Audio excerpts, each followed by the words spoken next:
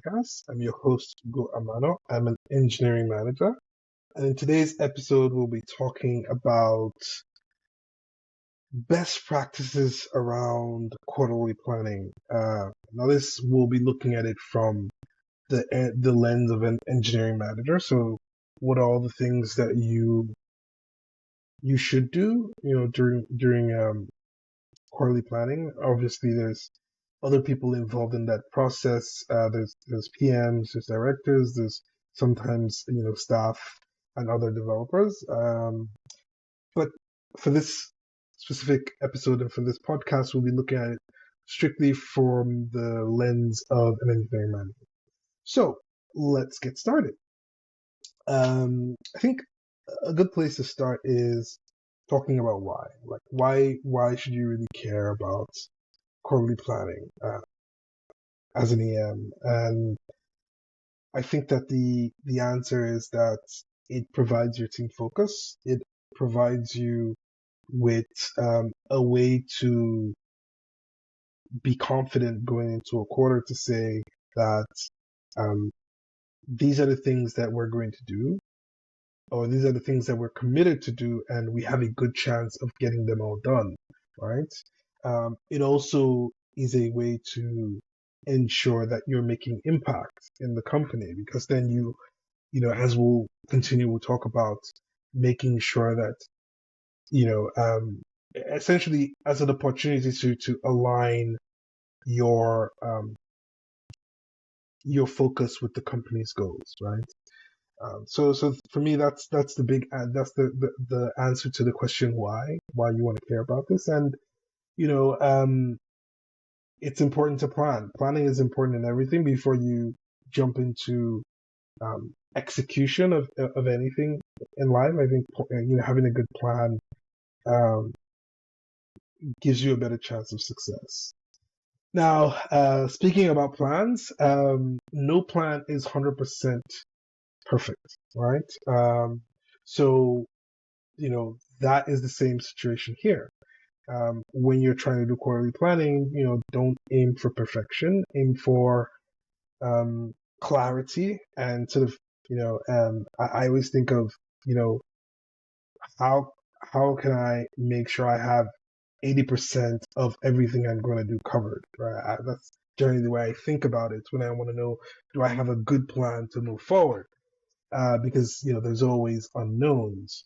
Um, okay, so second question here, second thing I want to ask is, what are the things to do before you go into quarterly planning? And there's several, and a lot of them depend on the kind of organization you're in. Now, naturally, one of the first things you want to do is understanding the company's goals. Now, depending on the organization you are, the size of your organization, or maybe the culture, um, you should have a clear sort of top level goal, company goal, or something like that.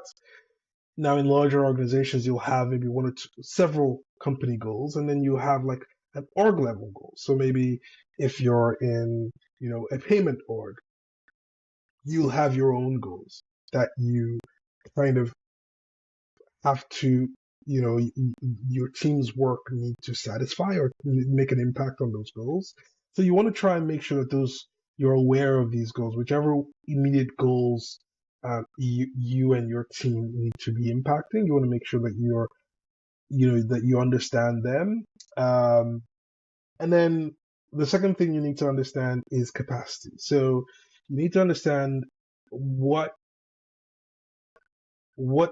team capacity do I have, and not just perceived capacity, but actual capacity. I think this is one of the areas you want to try to, as best as possible, to understand really well. So, for instance, does anyone have big vacations coming up? Um, do I have contractors in my team? Are they rolling off at any point in time? Um, you know, um, things like that. So you just, look, do I have someone new in my team? At what point do I expect them to start delivering at least at the same rate as the other developers? When are they going to be done with their onboarding? Or are there plans to recruit more people during the quarter? When they come in, I'm accounting for the fact that there will be an onboarding period, things like that. So you want to understand as a whole for the entire quarter, you can think about it as how many dev days do I have, right? In total across all my developers. Um, so I think that's an interesting way to think about it. The other thing you want to try and understand is to get sort of input from your developers, or maybe you already know in terms of tech debt. So, what are some of the things that the technical constraints that the team has that are urgent, or that we want to try and you know we want to try and resolve during that quarter. Now, one of the mistakes that I see a lot of EMs make with regards to tech debt is that they treat it as this engineering thing that is a black box to everyone else, and just trust us, right? So that, again, depending on the organization you're in, wouldn't doesn't always work. It's hard to sell things like that, and I think tech debt deserves its own episode. But for me, the way I've been able to get success with sort of pushing tech debt is treating it as a product initiative. So you want to have sort of whatever the equivalent of a PRD, let's say a problem statement that explains the what we gain from handling this tech debt and the risks related to not doing it. You want to try to explain the amount of efforts we need to how much time and effort do we need to spend on this work, things like that, and also maybe a plan of, maybe we can break this into phases. You want to have all that documented, and create your tickets, create your epics and all that stuff. So that way it's easy for people to understand, why this is important and what value this brings. So yeah, so that's sort of the things you want to know going into it. Um, Now, sort of after that, the next step is so usually the next step when you're working, you start to work with other stakeholders in this planning session. And as an EM, one of the things that they'll expect from you is to provide um, an effort or estimations, high level estimations from some of the projects, as well as identifying dependencies and potential roadblocks, things like that. So now, this is another area where it depends on the organization you work in. I've worked in a company where um, uh, going into quarterly planning, you kind of already knew the projects that were coming up, and you would had time in the previous quarter to do a few spikes into some of those initiatives, where we could then sort of have a bit more understanding or identify understand the effort, identify some of those dependencies. But that's not that doesn't happen you don't get that opportunity at every company. But yeah, but I think this is something that you want to speak to your developers or maybe your staff dev if you've got one, to try to look at some of these. You want to start taking input from the PM, and these are the projects that are going to be involved. You want to sit down with them and get some sort of high level understanding of these projects, and then you want to try and make your best guess of. Again, I like to think about it as I look at this work, how many teams are involved or need to be involved. Um, how much time will it take? How much time do I know it'll take me to get 80% of the work done? And then I add the buffer for the rest of it, because, like when a project is in, you can never, estimations are never 100% accurate, right? So I just want to know, like, okay, this is the core of the work. How long is it going to take me to get all of that done based on experience? And then, like I say, you add your buffers and things like that. You call out any dependencies, and you work with stakeholders, you work with your team, and you make sure that you're not making. I mean, at this stage, they're not promises. They're essentially the focus at this stage is that as a business, you want to know what are the things that we can actually take on, right? So if something's too big, you kind of already get a hint that this thing's too big for us. If we take this on, we can only really maybe take one or two other small things. And at this point as well, you want to start getting some idea of prioritization from your stakeholders in terms of what are some of the priorities of these projects. Which ones, if you stack rank them, which ones are um, the most important? That way. And this is a good time to start to you know propose some of that tech network that you've already packaged. This is the time to push them in, especially when you see the projects. Maybe if there's any high priority projects that are related to that tech debt, this is a good time to sort of make your case. Um, and I think that when you see sort of the general landscape, you can usually tell if this if there's more value in doing some of that tech debt at that point in time, because maybe that will unblock one or two of those projects that are coming on your roadmap.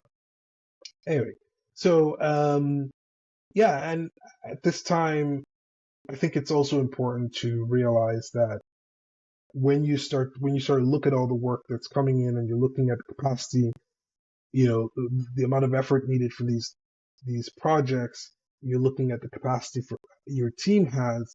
It's important to understand that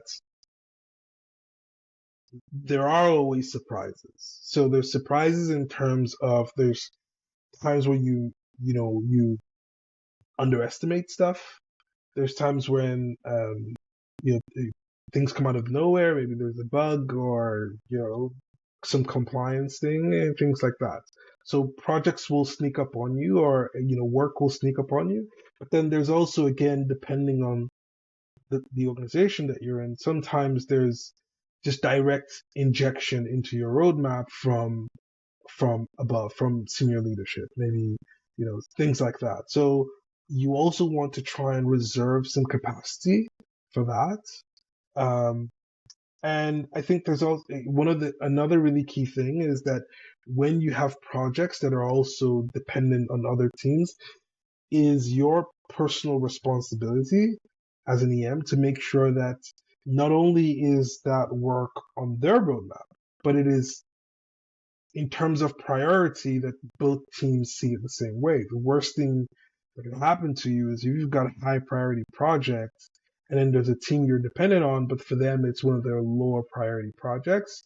And then, it becomes a very difficult conversation each time you want to work with them.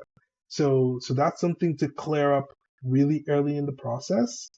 Yeah, and then I think that the last part, or not the last part, but the one of the final things that I like to do is that I like to take, once we've outlined, okay, these are maybe the projects we want to focus on in this quarter. What I like to do usually with the PM or maybe one or two developers is that I create a chart and say, okay, these are all the sprints in the quarter, right? These are all the developers I have for the quarter. Now, based on my estimations and things like that, I try to map out the flow and of how we want to sequence the work, right?